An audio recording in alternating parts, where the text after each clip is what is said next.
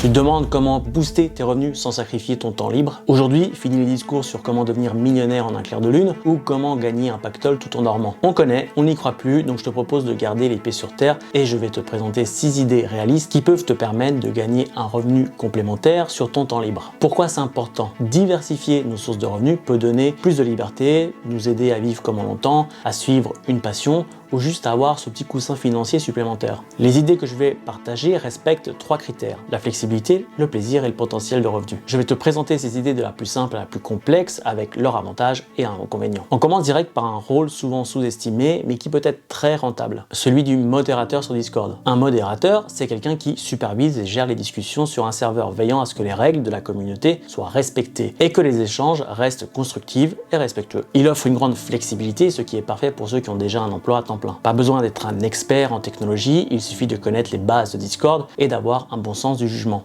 C'est aussi une occasion en or pour développer des compétences en communication et en gestion des conflits, tout en élargissant ton réseau professionnel. En termes de rémunération, ça peut beaucoup varier. Dans les communautés qui sont extrêmement actives, la rémunération peut être assez attractive. Les modérateurs débutants dans ces communautés peuvent commencer à gagner quelques dizaines d'euros par semaine. Tandis que dans les rôles plus avancés et dans des communautés plus grandes, cela peut monter jusqu'à plusieurs centaines ou même quelques milliers d'euros par mois. Si ce rôle t'intéresse, commence par trouver une communauté qui te passionne, car c'est beaucoup plus facile de modérer un sujet qui t'intéresse. Ensuite, explorons le rôle du curateur de contenu. C'est un peu comme être un bibliothécaire du web. Il sélectionne, organise et partage le meilleur contenu disponible sur un sujet spécifique. Avec Internet et son abondance d'informations, c'est un rôle qui est de plus en plus utile. La différence entre un curateur et un créateur de contenu est que le créateur crée son propre contenu, alors que le curateur travaille grâce au contenu des autres. La limite en ces deux rôles est assez fine, mais le curateur n'a pas besoin de développer toute une audience pour se faire une place sur une plateforme comme YouTube. Quand je fais une vidéo sur le résumé d'un bouquin, je fais de la curation de contenu. Les gens qui vont regarder cette vidéo n'ont pas besoin de me connaître. Ils vont regarder la vidéo car le bouquin est connu et c'est ce qui fait vraiment toute la force de ce type de vidéo. Dans mon cas, j'ai pris le temps de me filmer et de faire un montage vidéo, mais il existe tout un tas de chaînes qui ne montrent pas leur visage et qui utilisent un logiciel d'animation automatique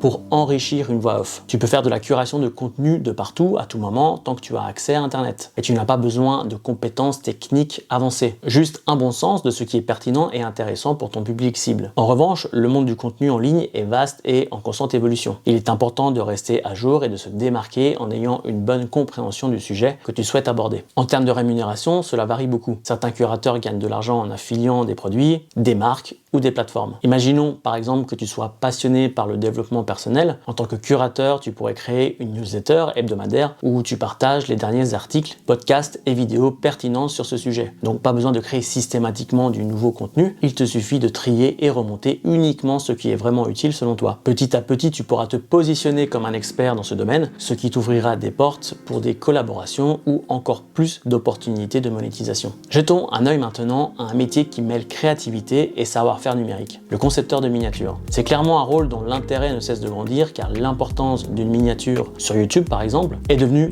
capitale pour avoir un minimum de clics. Ce que j'aime dans ce boulot, c'est sa flexibilité. Tu peux le faire de chez toi, en pyjama si ça te chante, tant que tu as un ordi et les logiciels qu'il faut. Mais soyons clairs, ça demande du boulot. Le monde du design est vaste et se démarquer demande non seulement du talent, mais aussi de suivre les tendances et de comprendre ce qui marche pour différents publics. Ça demande également de bien maîtriser des logiciels comme Canva ou Photoshop, ce qui n'est pas donné à tout le monde. Donc je le recommande aux personnes qui sont déjà à l'aise avec ces outils et qui ont l'habitude de créer des images pour les réseaux sociaux. Tu dois être capable de créer une image qui raconte une histoire en un seul coup d'œil et qui donne envie de cliquer. Pour te donner une idée des revenus possibles, prenons un exemple concret. De ce que j'en sais et en parlant avec d'autres créateurs de contenu, au début tu peux gagner environ 200 € par mois en travaillant quelques heures par semaine. Mais après plusieurs mois, en élargissant ton réseau et en améliorant tes compétences, tu peux commencer à travailler avec des personnalités plus importantes, ce qui te permettrait de gagner jusqu'à 1000 €, voire plus par mois, juste en concevant des miniatures. Bien sûr, ces chiffres peuvent varier selon le nombre de clients que tu as, ta réputation et la qualité de ton travail. Mais c'est pour te montrer que même en commençant petit, il y a un vrai potentiel de revenus dans ce domaine. Si tu désires te lancer et que tu ne sais pas vraiment par où commencer, mon conseil serait le suivant. J'en avais déjà parlé dans une autre vidéo, mais selon moi, il suffit de cibler des créateurs de contenu avec qui tu souhaites travailler, de télécharger leurs miniatures, de les éditer à ta façon et de les contacter en leur donnant un aperçu direct de ce que tu es capable de faire. De cette façon, le créateur aura un visuel concret concret sur lequel se faire une idée de ce que peut donner une collaboration avec toi. Crois-moi, il y a beaucoup de demandes à ce sujet. Moi, le premier, je désire trouver une personne douée dans ce domaine dans le but de déléguer cette tâche qui ne me passionne pas plus que ça et pour laquelle je ne suis pas vraiment doué. Quatrième idée de revenu, le spécialiste en repackaging de contenu. Ton job est d'aider les créateurs de contenu à gagner du temps et à accroître leur visibilité en transformant leur contenu existant en format adapté à différentes plateformes comme Instagram, TikTok ou Twitter. Honnêtement, la quasi-totalité des créateurs de contenu sont débordés. Ils ont des tonnes d'idées, de vidéos, d'articles, mais pas assez de temps pour tout adapter et republier sur toutes les plateformes qui existent. Et c'est justement là que tu interviens. En devenant un pro du repackaging, tu leur offres un service précieux. Tu prends leur contenu et tu le transformes pour maximiser leur portée et leur notoriété. Ce travail demande de la créativité, mais aussi une bonne compréhension de ce qui fonctionne sur chaque plateforme. Tu dois savoir comment découper une longue vidéo en clip captivant pour TikTok ou comment transformer une interview en une série de tweets engageants. Au moment où j'écris ces lignes, l'effort pour réaliser ce genre de vidéo est honnêtement quasi nul grâce à l'IA. Je pense notamment à des outils en ligne comme Opus Clip où il te suffit de télécharger une vidéo pour te retrouver avec plusieurs petites vidéos courtes de très bonne qualité qui sont déjà prêtes à être publiées. Et parlons revenus, au début tu pourrais proposer tes services à des tarifs abordables pour te faire un nom. Par exemple 20 à 50 € par mois, mais une fois que tu as fait tes preuves, là tu peux viser plus haut. Des créateurs plus établis ou même des marques pourraient te payer bien plus pour tes services. C'est pour moi une source de revenus qui est complètement sous-cotée, qui peut facilement arrondir les fins de mois pour une personne active dans la vie professionnelle. Si ça te tente, mon conseil est de commencer par approcher des créateurs de contenu moyens. Propose-leur un essai gratuit ou à petit prix. Montre-leur comment tu peux transformer une de leurs vidéos en une série de posts pour Instagram ou TikTok, peu importe. Une fois que tu auras quelques succès à ton actif, le bouche à oreille fera le reste. Passons maintenant à une idée qui va parler aux amoureux des mots. Devenir rédacteur pour créateurs de contenu. Ton boulot est d'aider les créateurs à formuler leurs idées en texte captivant, que ce soit pour des scripts de vidéos, des articles de blog ou même des publications sur les réseaux sociaux. La vérité, c'est que beaucoup de créateurs ont des idées géniales, mais pas forcément le temps ou le talent pour les mettre par écrit. Et c'est là que justement tu interviens. Tu transformes leurs pensées brutes en contenu bien ficelé pour capter l'attention d'une audience. Ce rôle demande un vrai talent pour l'écriture bien sûr, mais aussi la capacité à capter la voix unique de chaque créateur. Tu dois savoir adapter ton style d'écriture pour qu'il corresponde à celui du créateur pour qui tu écris. Côté rémunération, ça commence à vraiment devenir intéressant. Si tu débutes, tu pourrais te faire environ entre 10 à 20 € de l'heure et avec de l'expérience et un bon réseau, les tarifs peuvent grimper rapidement. Pour te faire une idée de ce que ce job peut t'apporter, je te présente George Blackman, que tu ne connais sûrement pas, mais qui est pourtant bien connu de très grands créateurs de contenu comme Ali Abdaal pour ne citer que lui. Il sait comment structurer une vidéo YouTube afin d'optimiser le taux de rétention. Il a commencé par donner des conseils sur Twitter, puis s'est fait remarquer par des créateurs qui lui ont donné une chance et aujourd'hui il ne vit que de ça. Dans une interview, il explique qu'il a passé des semaines à donner des conseils via Twitter avant de décrocher un premier contrat. Cela faisait des années qu'il bossait en tant que rédacteur freelance dans le domaine du marketing et voyant qu'il se noyait un peu dans la masse, il a décidé de se spécialiser dans la rédaction du script pour YouTube, ce qui a très bien marché pour lui. Avec le temps et l'expérience, tu peux aller encore plus loin en proposant de la recherche pour étoffer les scripts un peu à la manière de Marketing Mania qui aujourd'hui délègue non seulement la rédaction mais aussi la recherche pour ses vidéos. C'est un double avantage, tu apportes plus de valeur à ton travail et tu te rends indispensable pour des créateurs comme eux. En intégrant la recherche, tu aides à construire des scripts plus riches, plus informés, ce qui se traduit par des contenus de meilleure qualité et plus captivants et donc des tarifs beaucoup plus élevés. Enfin, explorons l'idée la plus complexe à mettre en place mais potentiellement la plus rentable. Devenir gestionnaire de réseaux sociaux. C'est devenu un rôle clé dans le monde digital d'aujourd'hui où chaque marque, chaque créateur a besoin d'une présence forte et cohérente en ligne.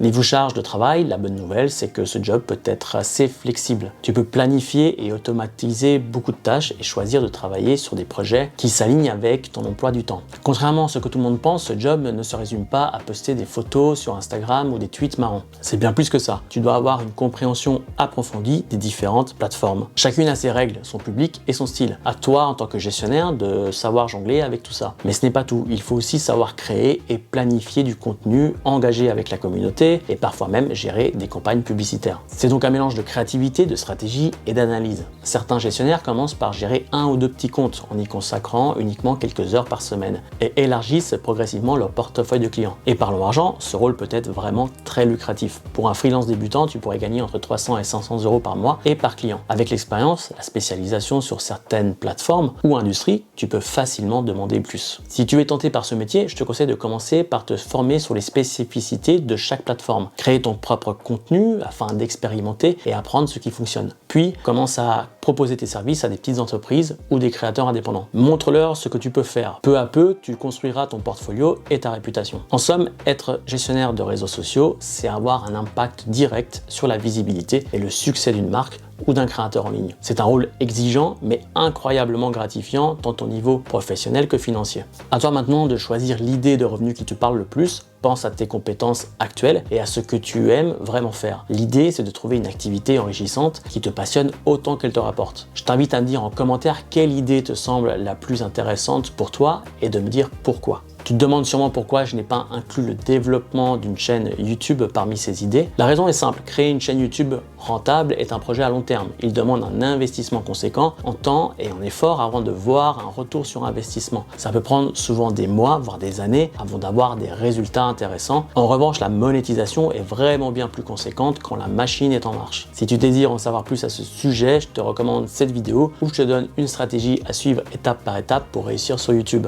En partant des bases jusqu'aux techniques avancées pour monétiser ta chaîne.